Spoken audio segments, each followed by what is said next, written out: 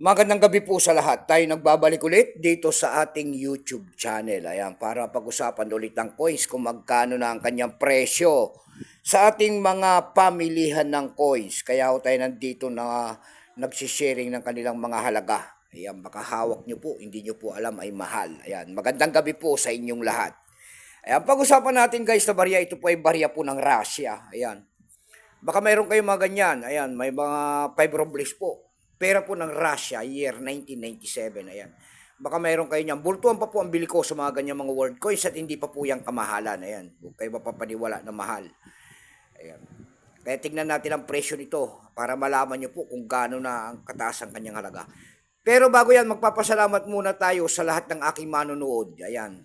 Dito sa ating YouTube channel. Thank you so much sa inyong lahat, lalo-lalo ng aking mga subscriber dyan. Thank you po at magandang gabi po.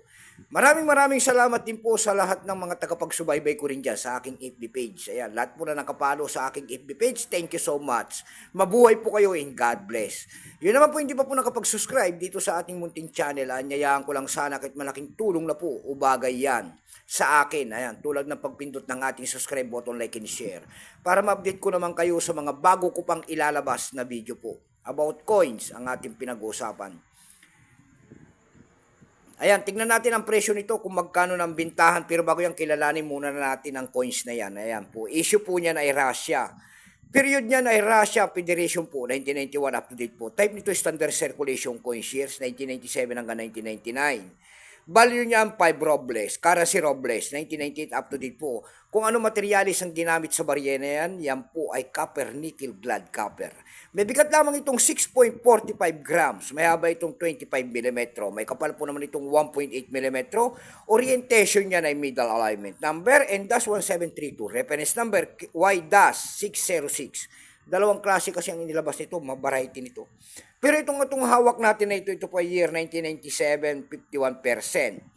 Ayan, wala pa pong may pakita ang Russia kung ilang piraso pong ginawa sa barya na yan. Pero may presyo yan doon sa ating numista.com. Binigyan na po ng presyo ng ating mga kolektor. Yung kanyang extra fine po kung tawagin nila ay 32 pesos. Almost ang circulated ay 32 rin.